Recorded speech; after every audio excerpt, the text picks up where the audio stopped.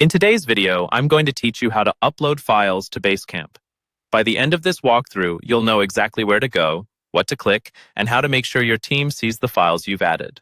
Let's start from the very beginning. First, open Basecamp and sign in if you're not already logged in.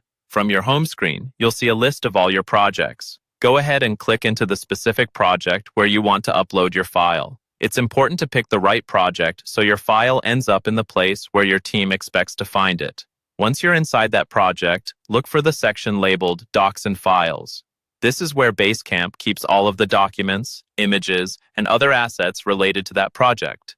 The tab usually has an orange icon, and you'll find it in the project menu along with things like Messages, To-Dos, and Schedule. Click on Docs and Files to open that area. Now that you're in the Docs and Files section, you're ready to start a new upload. At the top left of the screen, you'll see a green button that says New. Click that button.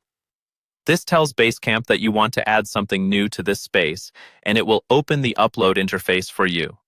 Next, it's time to choose the actual files you want to upload. You'll usually see an option to browse your computer, or you can simply drag and drop files right into the upload area.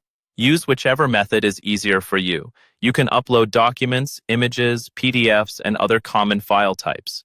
If you have multiple related files, it's often more efficient to add them all at once so they stay grouped together. After selecting your files, Basecamp will prompt you to add some details. This is where you can give your file a clear name, add notes or a short description, and adjust who gets notified.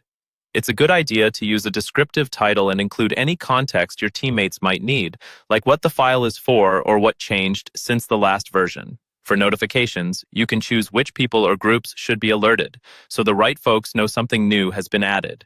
When everything looks good, finish up by clicking the Post or Add this file button. Basecamp will upload your file and place it in the Docs and Files area of your project.